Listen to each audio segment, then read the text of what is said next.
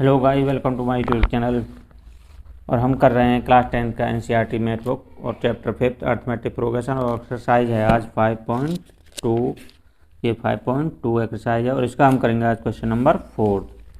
तो 4 जो प्रॉब्लम है आपके सामने इस प्रकार है। Which term of AP 3, 8, 13, 18 is up to और 78। इट मीन्स क्या है, आपको ये टर्म सीरीज दी हुई है अर्थमेटिक प्रोग्रेशन में और इसका ये बताना विच टर्म ऑफ द AP, यानी इसकी कौन सी टर्म 78 होगी। यानी जो भी टर्म हो, लास्ट की हो या सेकंड लास्ट हो, जो भी है उस टर्म की वैल्यू आपको दी हुई है 78। यानी जो nth टर्म है उसकी वैल्यू आपको दी हुई है। तो हमें क्या बताना है कि इस नंबरिंग को बताना है कि ये जो टर्म्स है किस नंबर पर आई होगी। तो इस सीरीज में ये 78 किस नंबरिंग पर होगी, तो वो नंबर हमें फाइंड आउट करना है। इसका मतलब क्या है, आपको nth जो टर्म है उसकी वैल्यू दी हुई है, ये फर्स्ट टर्म दिया हुआ है, कॉमन डिफरेंस यहाँ से हम फाइंड आउट कर लेंगे और उसके बाद नंबरिंग हमें फाइंड आउट करनी है। तो आइए गाइस करते हैं क्वेश्चन नंबर 4 एक्सरसाइज 5.2।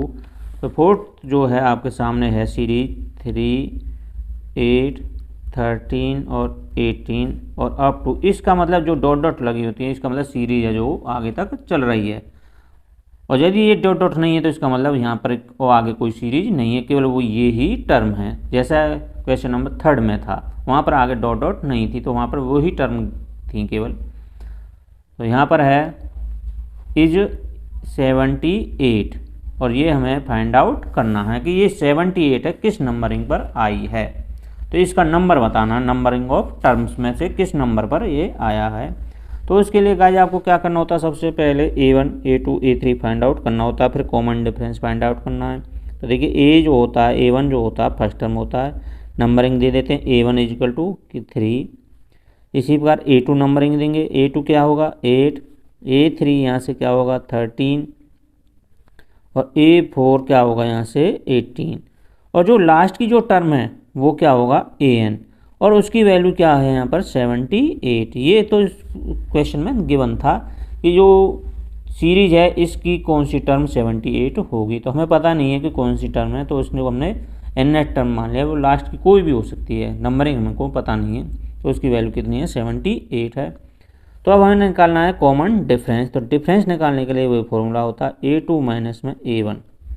A2 कितना यहाँ से 8 माइनस में 3 A1 हो जाएगा, तो 8 में से 3 गए तो 5 बचेगा। हमें आगे 2-3 टर्म हैं तो हमें निकालना पड़ता है, और कई बार ऐसा हो जाता है कि कॉमन डिफरेंस इक्वल नहीं आता तो वो AP सीरीज में भी नहीं होती है। तो अब की बार निकालेंगे A3 माइनस में A2। A3 कितना है यहाँ से 13 और माइनस में A2 कितना 8, तो इजिकल टू 5।